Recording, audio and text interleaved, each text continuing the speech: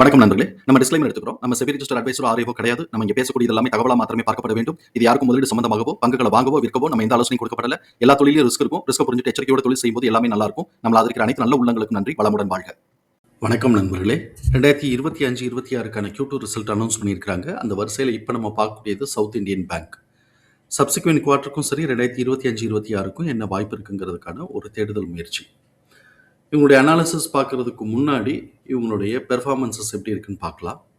பொதுவாக இப்போ நம்ம அந்த ஸ்டாக் பார்க்குறோம் அப்படின்னு சொன்னாக்க ஆல்மோஸ்ட் நமக்கு இயர் எண்டாக இருக்கிறதுனால நம்ம ஆல்ரெடி ஆனுவலைஸ்டு அனாலிசிஸில் என்ன போட்டிருக்கிறோமோ அது வந்து மீட் அவுட் ஆகிருக்கிறதுக்கான வாய்ப்புகள் உண்டு. அதிலிருந்து இப்போ நமக்கு எங்கே மூவ் ஆகிறதுக்கு வாய்ப்பு இருக்குது அப்படிங்கிறத நமக்கு ஒரு தெளிவுபடுத்துறதுக்கான இந்த வீடியோவாக தான் இருக்கும். இனிமேல் வரக்கூடியது ஜனவரி 3rd வீக் வரைக்கும் இப்படி தான் நம்ம வந்து கால்குலேட் பண்ணணும். அதுக்கப்புறம் Q3 வந்ததுக்கு பிறகு 2026க்கான ஆனுவல் ரிசல்ட் நம்ம போடலாம். ஸோ இப்போ நம்ம வந்து இந்த இயருக்கான மூமெண்டம் கொடுத்துருக்கோம். அதிலிருந்து இப்போ நம்ம எந்த இடம் வரைக்கும் என்ன மூமெண்டம் இருக்கிறதுக்கு வாய்ப்பு இருக்குங்கிறத நம்ம பார்க்கலாம். இப்போ இவங்களுடைய பெர்ஃபார்மன்ஸஸ்ன்னு பார்க்கும்போது இவங்களுடைய ஃபினான்ஷியல் பெர்ஃபார்மன்ஸஸ் வந்து Q2Qவுமே நல்லா இன்க்ரீஸ் ஆகிருக்கு அப்படிங்கிறத நம்ம பார்க்க முடியுது. கிட்டத்தட்ட 8% கிட்டக்க இயர் ஆன் இயர் இன்க்ரீஸ் ஆகிருக்கு. அதே மாதிரி டெபாசிட்டும் பார்த்தோம் அப்படின்னு சொன்னோம்னாக்க இவங்களுக்கு வந்து இயர் ஆன் இயர் 10% வந்து டெபாசிட் வந்து இன்க்ரீஸ் ஆகிருக்கு. அதுக்கப்புறம் இவங்களுடைய ரீட்டைல் லோன்லாம் பார்த்தோம் அப்படின்னு சொன்னோம்னா அது வந்து 51% இன்க்ரீஸ் ஆகிருக்கு. எதுக்கு 51% இன்க்ரீஸ் ஆகிருக்கு, க்ரோத் ஆகிருக்கு, மூமெண்டம் வந்து க்ரோத் ஆகிருக்கு. தென் அசட் குவாலிட்டியும் இம்ப்ரூவ் ஆகிருக்கு. கிட்டத்தட்ட போன வருஷம் 4.4 இருந்தது, இந்த தடவை <3 வந்திருக்கு. இதுவே இவங்களுக்கு ஒரு பெரிய அட்வான்டேஜ். அதனால இது ஒரு கொஞ்சம் நல்லா பாசிட்டிவாக கொடுத்தாங்கன்னா நல்லா ஒரு அப்சைட் மூமெண்ட் ஸ்ட்ராங்காக கொடுக்கறதுக்கு வாய்ப்பு இருக்குங்கிறத நம்ம கவனத்தில் எடுத்துக்கிறோம். இப்போ இவங்களுடைய அனாலிசிஸ் பார்க்குறோம்.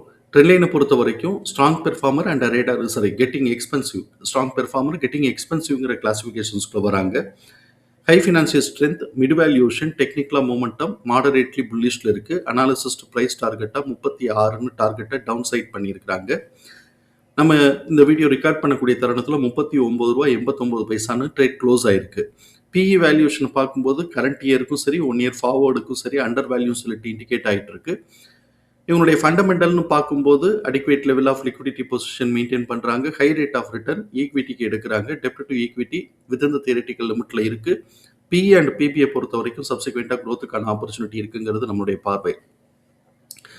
அதே சமயத்தில் பீட்டா ஸ்கோர் 1.12ங்கிறதுனால கொஞ்சம் வாலட்டாலிட்டி கூடவே இருக்கும் அப்படிங்கிறத நம்ம வந்து கவனத்தில் எடுத்துக்கிறோம்.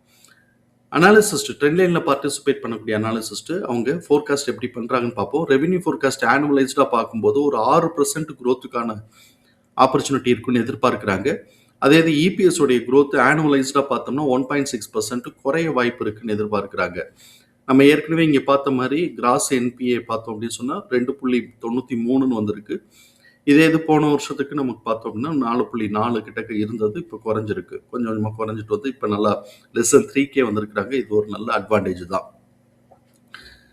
குவார்டர்லி பெர்ஃபார்மன்ஸஸ் நம்ம பார்க்கும்போது இயர் ஆன் இயர் கம்பேரிசன்கிறது செப்டம்பர் 2025 செப்டம்பர் 2024 கம்பேர் பண்ணும்போது quarterly revenue 4.2% year on year increase ஆயிருக்கு. அதே மாதிரி quarterly net profit 8.3% year on year increase ஆயிருக்கு. Q2Qன்னு பார்க்கும்போது கிட்டத்தட்ட இது வந்து பார்த்தோம்னாக்க ஒரு கொஞ்சம் குறைஞ்சிருக்கு. ஒரு 60 கோடி ரூபா கிட்டக்க ரெவென்யூ குறைஞ்சிருக்கு. அதே மாதிரி நெட் ப்ராஃபிட் ஆனால் 30 கோடி ரூபா கிட்டக்க நெட் ப்ராஃபிட் இன்க்ரீஸ் ஆயிருக்கு. அதனால இபிஎஸ் உடைய லெவல் பார்த்தோம்னா 0.1 இன்க்ரீஸ் ஆகி இப்போ 1.3 இருக்கு. இபிஎஸ் உடைய டிடிஎம் இன்க்ரிமெண்டல் ட்ரெண்ட்ல தான் இன்னமும் இருக்கு.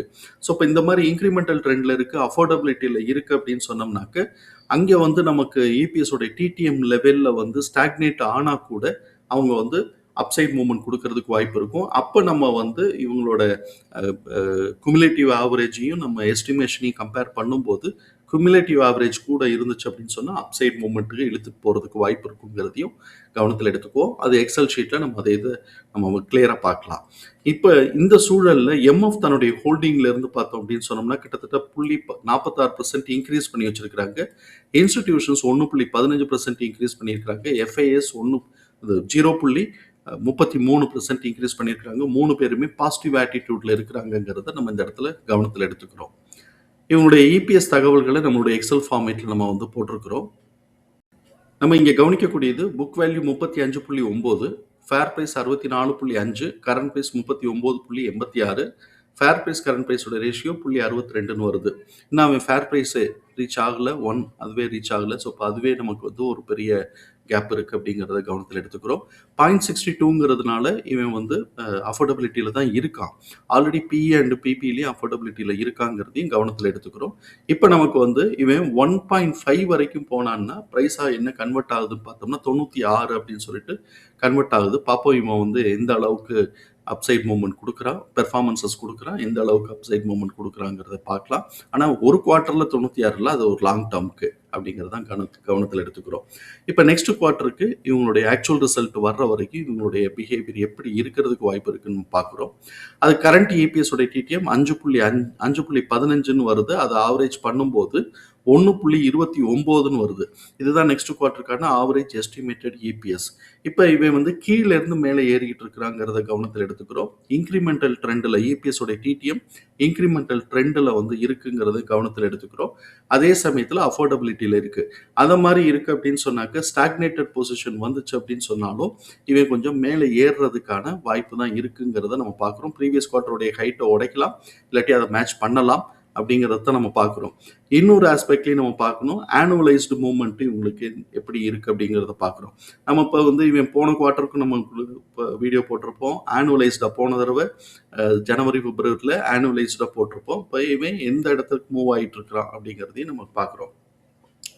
ஆல்ரெடி ஆனுவலைஸ்டுடைய லெவல்ஸை ரீச் பண்ணியிருந்தான்னாக்க இப்போ வந்து அவன் வந்து எந்த லெவலில் சப்போர்ட் எடுக்கிறதுக்கு வாய்ப்பு இருக்குது அப்படிங்கிறதையும் நம்ம வந்து அப்டேட் பண்ணிக்கிறோம். இந்த வீடியோ எப்படி போனாலும் நமக்கு வந்து பயனுள்ளதாக தான் இருக்கும்.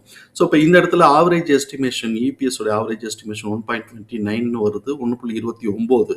நெக்ஸ்ட் குவார்ட்டருக்கு எக்ஸிட் ஆக போகிறது 1.31, 0.02 தான் இருக்குது. ஆல்மோஸ்ட் ஸ்டாக்னேட்டட் பொசிஷன் அப்படிங்கிறத கவனத்தில் எடுத்துக்கிறோம். ஸோ இப்போ ஸ்டாக்னேட்டட் பொசிஷன் கீழே இருந்து தான் மேலே போய்கிட்டு இருக்கிறான். அப்படிங்கும்போது இவன் வந்து அப்சைட் மூவ்மெண்ட் கொடுத்துருக்கிறான்.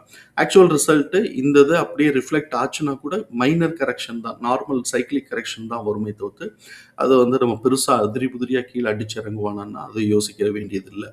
ஆனால் பெர்ஃபார்மன்ஸஸ் இதை தாண்டி கீழே ஃப்ராக்ஷன்லலாம் வந்துட்டோம் அப்படின்னு சொன்னோம்னாக்க கொஞ்சம் பெரிய லெவலில் கரெக்ஷன் வர்றதுக்கு வாய்ப்பு இருக்குங்கிறத கவனத்தில் எடுத்துக்கிறோம்.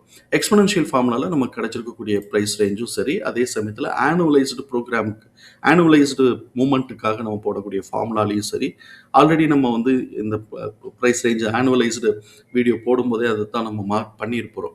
ஸோ இப்போ நான் மார்க் பண்ணியிருக்கிறது கீழே இருந்து பார்த்தோம்னா 28, 31, 37, 41, 44. நம்ம போன தடவை பார்க்கும்போது ஆனுவலைஸ்டு வீடியோ போடும்போது 41 to 45 இது வந்து இவங்களுக்கு இந்த வருஷத்துக்கான T3 இருக்குது அப்படிங்கிறத நம்ம பார்த்துருந்தோம்.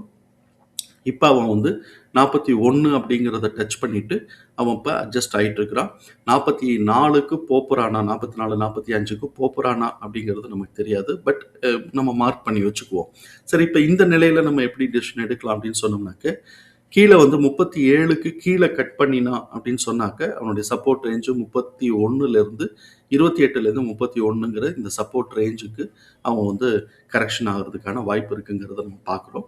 அடுத்த வருஷத்துக்கு எப்படி இருக்குங்கிறத நம்ம வந்து ஜனவரி 3rd வீக்லேருந்து எல்லா ஸ்டாக்குக்கும் பார்க்குறோம். மேக்ஸிமம் ஸ்டாக்ஸுக்கு நம்ம முடிஞ்ச ஸ்டாக்ஸுக்கு நம்ம பார்த்துருவோம்.